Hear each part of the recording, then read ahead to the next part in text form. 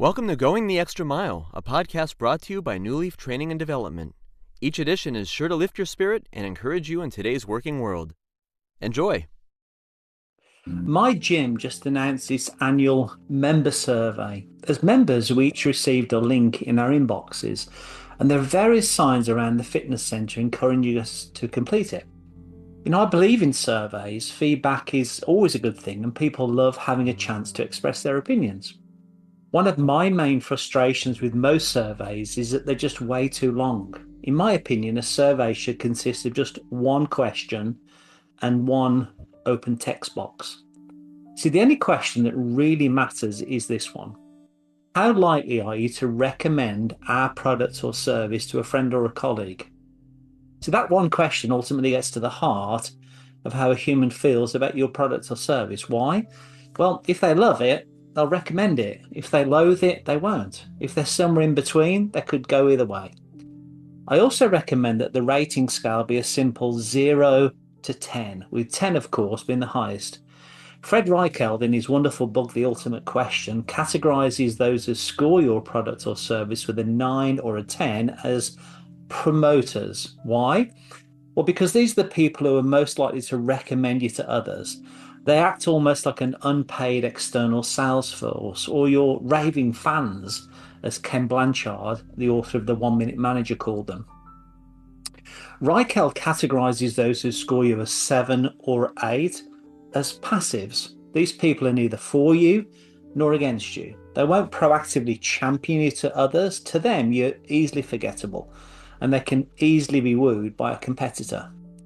The final category he calls the detractors. This is a tough one, as we're talking about everyone from 0 to 6. Clearly, someone who scores you a 0 is much unhappier than someone who gives you a 6, but we get the point.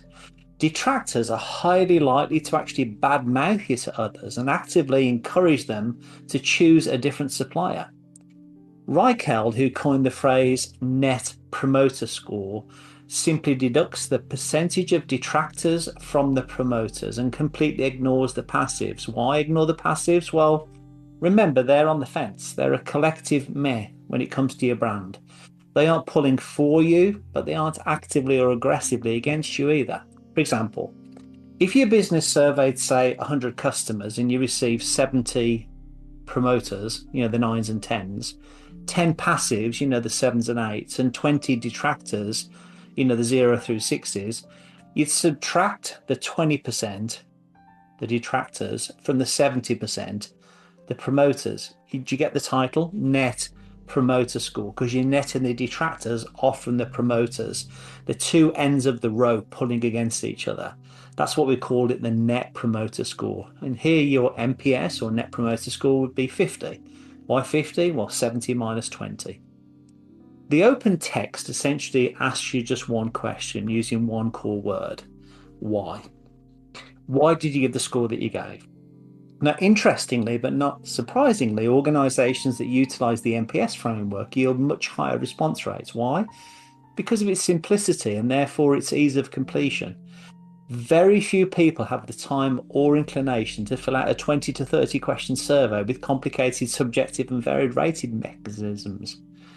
My final recommendation for anyone asking for feedback is to ensure that it is fed forward.